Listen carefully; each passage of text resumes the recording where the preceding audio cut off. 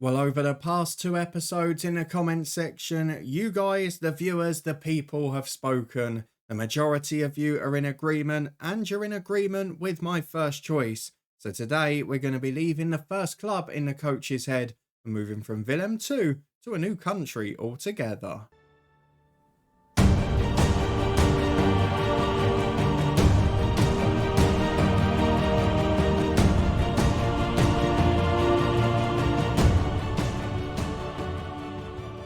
Yes, hello and welcome along to part 23 of the Coach's Head with me, Daniel. Today we say goodbye to a first club that, let's be fair, has served us magnificently, but now just the timing of things has worked out against us. The club taking out a massive loan to build a new stadium, going for a negative transfer budget for the second season out of three, and almost looking for us to do a sort of Arsene Wenger job at Arsenal, while trying to cling on to the coattails of Ajax and Feyenoord with the higher expectations we've enforced on ourselves on the pitch. With stars set to leave the club and some of the best young prospects moving on as well, it does look like it's the end of the road for Willem II. And in the comment section over the last few days, the majority of you have agreed and you've got involved in your numbers, so thank you very much for that. Today, we are going to be taking the move to Copenhagen FC. The reason is because that's the only job offer we got. Atalanta had not come in when we finished the last episode.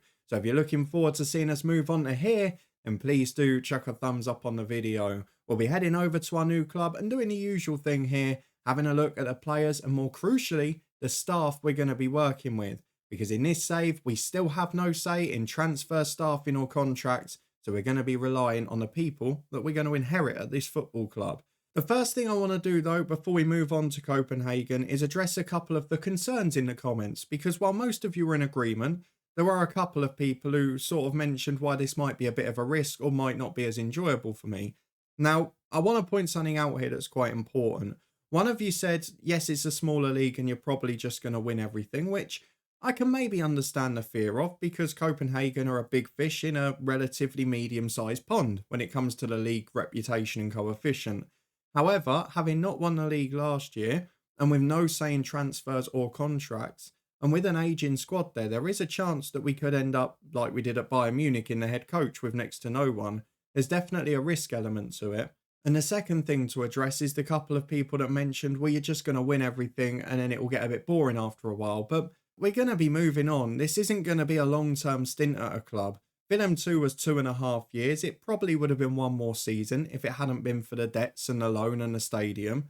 But it's not like we're going to be at Copenhagen for 10 years. If we go for a couple of years, we win the title, we do all right in Europe, we'll move on again and we'll try and find something a bit different. So I very much see this as a stop off along the journey. It's not going to be a long-term stint at Copenhagen, but it is nice for us to try and get some trophies in the cabinet, or at least be competing for them. And of course, we have got the risk that if it does go wrong, we could find ourselves going backwards, because if we don't win the title at this club, as we saw with our last manager, we're going to get sacked. So let's go and get through the negotiation and see what we're going to inherit. If we start it, I'm going to try and work up to 15 grand a week. It's a 3-year contract offer, which gives us a little more stability than we had at Willem II. Let's see if they'll pay us the extra £1.50 a week. And this would be a 3 grand a week pay rise. So let's see. We managed to pull it off. Acceptable terms. Maybe I could have gone a bit higher. Let's finalise the deal. Let's join at Copenhagen and let's get over to Denmark. Only for the second time on this channel, we're going to be managing in that nation. The first time was absolutely incredible. I wonder if Tobias Beck will come back to Denmark with me. We'll see if the director of football arranges that. But first, let's go and meet him and the squad. Well, here we are at the team of the city. We have moved on to Copenhagen. Now, from the original head coach save, you know that we were with FC Gifu, where the only trophies of our career have come. And after a couple of other stints in Japan, and now one in the Netherlands with Willem II, where we were impressive, but couldn't quite get over the line to getting close to winning a trophy. We are now moving over to a side in Denmark that for the first time in our career expects to win titles, expects to win cup competitions, and expects to be competitive in Europe. Whether or not we can do that might depend on the director of football based on the squad we're inheriting. Let's go and have a look at what we've got in the introductions. It is a same reputation club with a media prediction of first, but they didn't manage to live up to that last season. They finished second against the Midtjylland side, who have got a better and younger squad in my opinion. We'll have a look at the director of football and assistant in a minute, but they are both in place. We've got a bigger stadium. We've got some of the best facilities you could imagine having. And the football club, as well as a big rivalry of Bromby, who ironically, they're playing on the first day of the league season. It's got a rich history and trophies. It's got a big transfer budget, and it's not a negative one like we had most of the time at Willem II, and double the wage budget we had there. Everything's a little bit bigger. It's probably where, if we'd done a long-term story with Willem, it's probably where they'd be in 6 or 7 years once the new stadium's built, the facilities are upgraded, European football has become a regular thing. But it's just not come quick enough for us. So we're at Copenhagen, and this is the side we're being recommended to play. There are a few familiar names in there. Salisu, the former Southampton defender. Gunnarsson, we've managed on this channel before. And while it is a pretty old squad overall, there are a couple of brilliant youngsters. Thompson in central midfield being one of them. Let's get through the next screen. We've got to play solid possession football. We've got to play at a higher tempo. How can you play high tempo pressing football and defensively solid football? Either you're going to press high or you're going to defend deep. I mean, basically they want us to press high and still not concede goals. Whether or not we can do that, we'll wait and see. We've got to work within the wage budget, but that's up to the director of football. Grow the club's reputation, which basically means success in Europe. And we've got to win the league, we've got to win the cup, and we've got to reach the Champions League proper. So no real pressure there, hey? Let's go and get through the next screen. Let's see what the fans want. Finish above Bromby and Midtjylland, which if we do that, we should have won the title. Maintain the status as the most reputable team in the country. And of course, again, win the Superliga. We take charge at Copenhagen. A few other staff have followed us in leaving at Willem II. The supporter profile update is, well, pretty big there. Definitely on a different level, isn't it? They've got over 10,000 more season ticket holders than Willem II had stadium capacity. And they've got more season ticket holders than the new Willem II stadium will have. It is a pretty big football club. There's no doubt in that. We'll have a look at the tactical direction in a minute once we've worked out what players we're going to keep and what we've got in the squad. And the set pieces will do the same. But before we start off, let's go and meet the most important people here. I know perhaps not the most exciting part for you guys, but the staff, we're going to be bowing to them, particularly the recruitment ones. Let's see what we've inherited. Well, there's a fair few vacancies in the club at the moment, but there's still plenty of staff on board for now. So let's have a look, most importantly, at the director of football, Peter Christensen, who we got a glimpse into when we were looking at the job before. Let's have a look at him. He is very good at judging ability and exceptional at judging potential. His mental attributes are great, but he's not the best negotiator, which perhaps does worry me with both sales and getting the most out of our money, because despite us having a good budget here and a positive one, it's not going to break the transfer market, is it? So he's still going to have to be quite clever. But then the one we had at Willem II was supposed to be average, and he ended up being brilliant. So I'm not going to worry too much. Just going to hope for a hive of activity before the end of the window. If we have a look at the two youth managers, just to see what standard they are, we've got a good Swedish under-19s manager who's great working with youngsters, and a B-team manager who's a pretty good coach. Leaves a bit to be desired on some of the other stuff. Looks more a coach than a manager, and his attributes and his staffing roles would suggest that. We've got a senior assistant manager in Nikolai Lund, who is not a great coach, actually. He's a very good set-piece coach, and he's a good judge of ability. And I guess most importantly for me in this role, he's got good tactical knowledge, but not going to be the coach we were hoping for. And he is out of contract next summer, so might have to keep an eye on that situation. The head of youth development, who will be responsible for the youth intakes. Is he going to give me a star next year? Let's have a look. Sunny Smith-Nielsen. Oh, wow. He's a very good head of youth development. The real life one as well. Not on a lot of money, but look at the knowledge. Look at the working with youngsters. Look at the determination. Yep, very, very good staff member to inherit there. There is an actual set-piece coach who's not as good as the assistant, which is a bit bizarre. And if we look through some of the other senior coaching staff, there's a fitness coach, a Frenchman who's pretty good, and there's a goalkeeping coach who is solid enough. So definitely a lot of positives in what we've inherited here. If we go and have a look at the scouting team, that's going to be the most important up front. Lars Hoyer is the leader of it. He's very solid. He's been there since the start. Mikael Kurla, one of the highest paid, one of the youngest, and very good attribute-wise. Mikael Denscher, yeah, these are all good. This is a very good staffing team we've inherited, and I'm happy that they might be able to deliver the goods. Although, The best staffing team we've had in FM24 is the one at Bayern Munich, at the club where the least happened in the original head coach. So I maybe shouldn't be getting too excited just yet. Just have a look at the lead physio to make sure. Yep, very solid indeed. The staffing team is good. There is no doubt in that. Before we go and look at the first team though, as there is one other Englishman on the youth coaching team, Brian Wake, who's all right.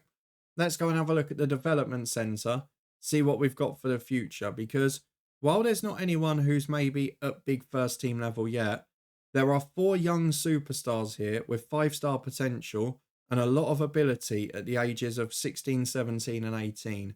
So should we just see if any of these are going to make it? One's a centre half, so I'm just praying he can jump. That's the main thing. Mark Markuson, that's a good name. 2-star ability, 5-star potential. Can't jump. What is it with centre halves this year who can't jump? Honestly, model citizen, quick, determined, good on the ball, although his vision's pretty poor. Yeah, he's going to be a very good player. Madge Jacobson is a 16-year-old striker. Can he finish? Oh, you bet he can. Good finisher, good in the air, 6 foot, determined. Hello, superstar. You're going to be an absolute gem. Another striker, 17-year-old Jimmy Jensen. 2 top strikers. He's pretty good as well. They'd make one hell of a combination. He's 6'4", but not as good in the air. It's a shame they're both left-footed, but they could quite easily be the future of Copenhagen. And Madge Johansson, an 18-year-old midfielder, maybe saved the best till last there. Look at him. He's got the key attributes on the technical side, but physically and mentally, he's very good. That is someone who could be a star for this club. And I think he's going to be involved in the first team this year without seeing the senior squad just yet. I think he's the best of the bunch. Let's see whether or not the first team is a big step up from that, or whether those 4 are maybe going to get some football this year. If we go and have a look at the senior squad, this is what we've inherited with some much bigger wages in key areas. Let's get them in positional order and see how the assistant rates them compared to the rest of their teammates. So 2 goalkeepers, the strongest of which is Patrick Sigurder Gunnarsson. He's a goalkeeper we've managed before in the head coach in FM. I think FM21 with Hibs, I want to say. Maybe FM22 we had him. He is a good goalkeeper. He's solid. Not the best reflexes, which is very important in FM in particular. But he's a very good goalkeeper all round. And if he's the one we have to work with, I wouldn't be too upset about that. A lot of these, though, only got 1 year left on their deal. A lot of players wanted, as you can see. I wonder if we're coming in as there's going to be a big transition. We'll wait and see. The backup goalkeeper is a 32-year-old Bolivian, Ruben Cordano. You know, he's not quite as good mentally. Composure's not great. And some of the teamwork stuff's not quite there. The decision-making's not quite as good. But as an out-and-out goalkeeper, both physically and technically, he's very solid. If we have to play him for a spell, I wouldn't be too concerned. What I am a bit concerned about is the defence.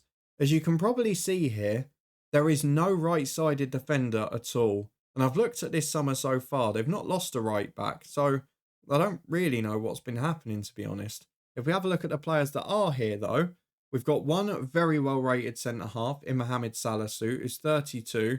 The highest earner, bar Friedel at the club, and he's wanted. So I wonder if he's going to end up moving on. He's still very good physically. He's a very good defender. But one of the problems you're about to see here is our best 2 centre-halves are both left-footed. So maybe a 32 Salasu moving on with 1 year in his deal wouldn't be the worst thing. The other centre-halves, another 32-year-old, this time from Saudi Arabia, Hassan Tambakti. He is a right-footed centre-half, determined, great positioning. He's not the most composed and he's not the best in the air. Otherwise, he's a very good centre-half. On the floor, on the football, looks a real gem. He's an experienced international. He's a good player. Wouldn't be gutted to keep him. Next one is Valdemir Lund Jensen, who is a Danish player, is the other left footer. Again, composure is the deficit, but everything else is great. Described by the media as a late developer, but he's 6'4", he's magnificent in the air. He's brave, he's good positionally, likes to dive into tackles and not the best tackler, which is a worry, but otherwise a very good one all round. Then we've got the star boy, 19-year-old Henrik Winther, who is 3-star ability, 5-star potential. Oh, he can't jump. He's 5'10". What is it with this year's game? They're everywhere. Again, composure is the letdown aside from that. He can't jump. He can't pass the ball either, which is a bit weird. I was going to say, is he back there to play out from the back? I mean, he's exceptional in terms of the tackle, the positioning. He's quick. He's got everything else mentally. I mean, he just looks like the perfect holding midfielder that's playing centre half. Can he play holding mid? No. That doesn't really help me, to be honest. I'm a little bit confused by that one, but we will get him involved at some point. He's definitely too good not to play, but maybe one who we have to try and get football to in the right games this year, and then try and get him sold by the director of football, because he's not going to fit me in the long term. The other defenders are all sort of left-sided or left centre halves, and again, ageing is the problem here, because Robert Lubicic, who is transfer listed on our arrival, is a 31-year-old left-back and centre midfielder from Croatia.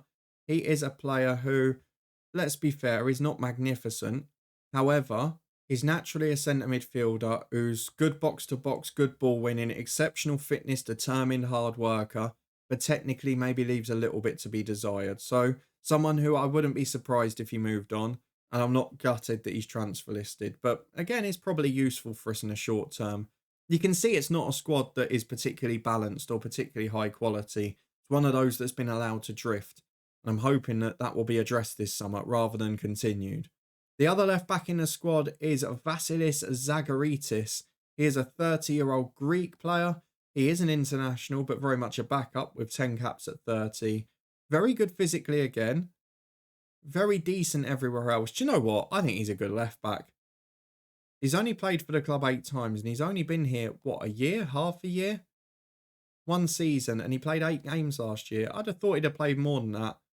I'll be happy if we have to play him, to be honest. I don't think he's that bad. Can play left back or wing back naturally if we need it. The other defender in the club is Marco Friedel. He is someone who can play right back a bit, which we might need. But geez, he's the highest earner at the club. He's got 18 months left on his contract. He's 33. Very good mentally. Very good technically. Physically, he's well over the hill. This is a player who shouldn't have been given the contract he has. That's as simple as it is. And he's been here for 3 seasons. He's been a good player. And I'm sure he was exceptional a few years ago. But he has been allowed to get past the age and still command the biggest contract at the club when he's not earning it. That is a worry for me. To put that into a bit of perspective, he is taking up 10% of our wage bill, which I don't think is good enough. We move on from him though into midfield, and I think I don't need to address it too much, do I? I think the director of football needs to get us a right back. If we move into midfield, we have got the best player at the club on paper, according to our assistant, 30-year-old Ramon Terrats, who is a Spanish midfielder, and he's a very good one. Determination is there, likes to play the killer pass, got a good first touch, great technique, can play holding mid if we need someone a bit deeper as well. Yeah, I think he's fantastic. Very good footballer, happy to have him here. He's been here for 5 or 6 years already. He's played loads of games and he's been a superstar. That will continue. Next to him though, are we going to have Jonas Thompson, who is a 21-year-old, 3.5-star ability centre mid and holding mid. He's a natural ball winner, doesn't offer a lot on the ball, doesn't offer a lot technically, but mentally he's superb. He's a model citizen and he's exceptional in the tackle. Bit worried about the combination of likes to dive in, plus 18 aggression. However, he is a very good player from the academy. If we can keep him this summer, because a lot of clubs from the Premier League do want him, I think he's going to be a star part of our midfield this year. And based on the fact there's some other well-rated midfielders further down, it might mean we have to play a normal 3 in midfield, a holding mid and 2 centre mids. Because those 2, if they're here, will have to start. It's as simple as that. You can see Højlund coming up, looks a gem as well. Let's move on to the rest of the midfielders though first, because we've got Anders Abildgaard, who is a 2.5-star 23-year-old Danish midfielder. Yeah, he's not bad. He just looks like a backup to Terrats, if I'm being honest. Again, the aggression's high. Does he dive in? No, he's more a playmaker. He likes to keep the ball, but he's a good player, not a great one. Another academy star who we do want to keep a few of them in the club, particularly for Europe and the homegrown slots, but a backup player, no doubt in that. Next one is Federico Romeo, another squad player, this time 3-star ability, 3.5 potential, natural in holding mid, natural centre mid. Why is our whole squad left-footed? There are so many left-footed players in this squad, it's ridiculous. Again, looks like a backup, but looks like a backup for the playmaker role. We've not really got another ball winner, have we? He's 6 foot, he's good enough physically. I mean, he could do the other job, but not got enough technically as an all-rounder. Just great in possession and not much else. So looks like we're going to be playing a playmaker duo in midfield at the very least, and then maybe Thompson just doing their legwork behind them. If we move on to the right of midfield, we've got a couple of right wingers who are young and decent quality, but maybe none that are superstars yet. We've got Jacob Pint, 2.5-star ability, 4-star potential at 20. He can't cross the ball. He can dribble. He can run.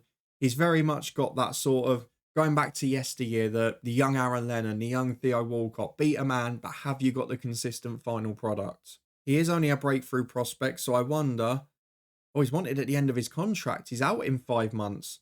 Maybe that won't be a concern for us. He looks good, but not great. The other one, though, is 2 years younger, already as good and bigger potential. Joachim Tunheim is an 18-year-old. Yeah, bit of a weird one, this. Jovial personality. He's 6'1", so arriving at the back post would be great. Natural as a winger or as a right midfielder. Better crosser of the ball, but not as good dribbling, not as quick. But probably a bit more suited to my style, if I'm being honest. And at 2 years younger, I feel probably deserves more of the game time. Both of them wanted, so I guess it might come down to which one the director of football keeps. The other star midfielder, though, and probably going back to a central area, is Oscar Højlund, who is 26 years of age. He is 3.5-star ability, a Mazzala or a playmaker. You can see he's good on the ball, he's good going forward, he's decent in the wide area. I mean, the Mazzala would be the perfect role for him if we can fit that in tactically. But if not, he'll be a very good playmaker, maybe a good centre mid on attack. There's a lot of attributes I like there, and he's one of the few that's not wanted, so maybe we can guarantee having him this season. Moving out to the wide areas and the strikers, we have got Julian Fernandez as a right midfielder who can also cover on the left. 27-year-old Argentinian who has been here a few years, seems to pop up with the odd goal. He's a left footer cutting in from the right, but he's 6 foot, again arriving at the back post is good. Looks very similar to Tobias Beck, who we had at Willem II. I like him, good footballer, happy to play him regularly, but he is wanted. We've then got a 32-year-old Tunisian who can play off the left or right in Elias Achuri. Now, he is a natural left winger, but he's probably past his prime and he is on the transfer list. This is a really weird squad in terms of balance. The one thing that's missing here, because there's nothing on the right-hand side of the fence and then about 100 that can play on the left-hand side. Centre midfield is stacked with left footers. Then we've got loads of players who can play on the right of midfield and no one who can really play on the left. The only one who's natural is transfer listed. Luis Suarez is 33, the Colombian. I know he's a natural striker, but is he good enough that he can play off the left for now? Possibly, but he's a bit over the hill physically. Technically, he's not a great player, but he's very good mentally. He's still got attributes and he can still help out. I'm a bit concerned, if this director of football's been here a while, that a lot of these guys, this one in particular, only signed last year. That would have been at 32. Does worry me that I may be stepping into another Bayern Munich, I've got to be honest with you. However, there are still 2 strikers and both of them look good. Nicholas Schmidt is a 3-star ability Danish striker at 23 years of age. Yep, like him, he's my type of player. Academy start, scored 50 in 120 games. He's not the quickest in the world, but he looks like a proper poacher, a player that will work hard, that will run the lines. But then when the ball's out wide, he'll be in the box and he'll be the man putting it away. He's determined to get there. He's a great finisher. He's got good technique. And I'd imagine he'll be quite consistent because in front of goal, he's got good composure on the ball, good movement off it, and plenty of stamina to do it all day. Like him, good footballer. And he's backed up by an Icelandic youngster, 21-year-old Steindor Gudmundsson. He is, he's a bit of a target man. He's 6 foot and he's not the strongest, but he's a bit more of an all-rounder type. Again, neither of them electric quick. But he's a good player. As a backup, as someone to throw off the bench, either to make it a front two or just to give the other lad a rest, I think he's all right. It's a bit of an imbalanced squad. It's not what I would ideally like to have, and I can see why they've lost the title last year, because they're not consistent, they're not balanced. They've got no right-sided defender, no left-sided midfielder of quality. And if we look at that youth team, it was all sort of central players that they had left. I'm just seeing if they've got any sort of 2-star right-backs or anything in the academy. There is Jacob Forster, 22-year-old right-back. He's okay. I wouldn't want him to be my first choice all season, but for 1 or 2 games he can do a job. And there's probably a couple of others who can play off the left-hand side. So Sven Nielsen, he's not as good as the old boys that are in the club, to be honest with you. There's not many that can really step up there, bar the 4 that we looked at with the big potential. Any more in the 19s? No, the rest of them aren't there ability-wise. So there are a couple of holes in this squad. There is no doubt in that. In terms of tactic, I'm thinking it's going to have to be a standard 4-3-3. Because if I'm going to have to push a striker out to the left-hand side, it's going to have to be as an attacking, advanced one. We've got a natural holding midfielder and 2 good centre mids, so that's pretty much set in stone. And I think we have to build around that, because defensively, it's just a sea of left-footed defenders, let's be brutally honest.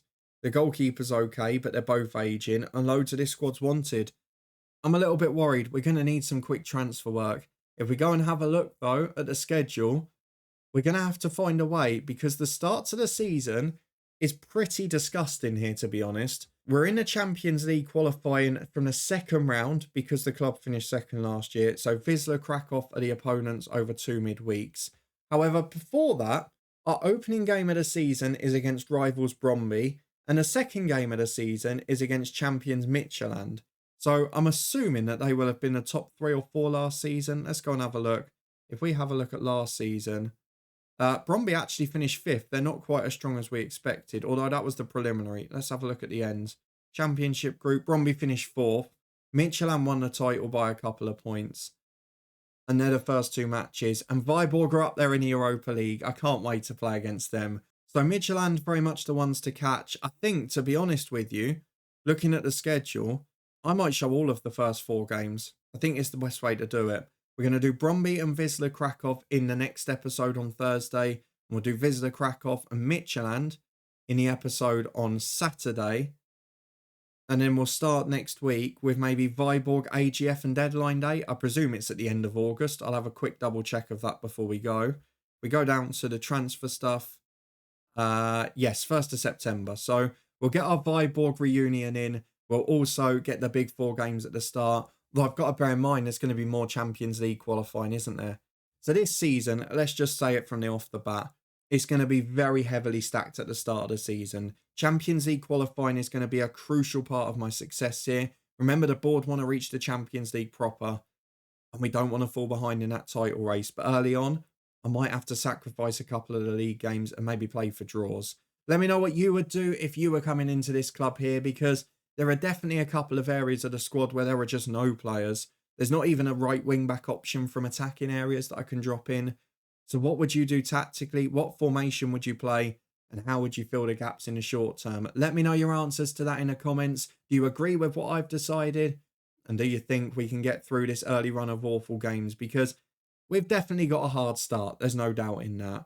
Do you think I've made the right decision? Let me know in the comments below. And if you want to stay up to date and see how we go, and you did enjoy this introduction, please do chuck a thumbs up and subscribe to stay up to date with the season. Our second club of the save and our director of football is going to need to get busy. In the meantime, though, we are back with Southend United tomorrow. I will finish off on a season preview so you can see we're just about favourites. You can find the Southend playlist in the eye above. You can find this story so far in the eye above if you missed us into the first club. And there's also links there to some of our other playlists, the Twitch channel and the football podcast. Loads of content across both of those. Thank you very much for being here, though, for joining me for our first day at Club 2 of this Coach's Head save. We're over in Denmark. We're looking forward to trying out a new nation. And we're going into a very tough start to the season with an awful lot on the line. I'll see you next time to see how it starts and find out whether our director of football has given us any more help.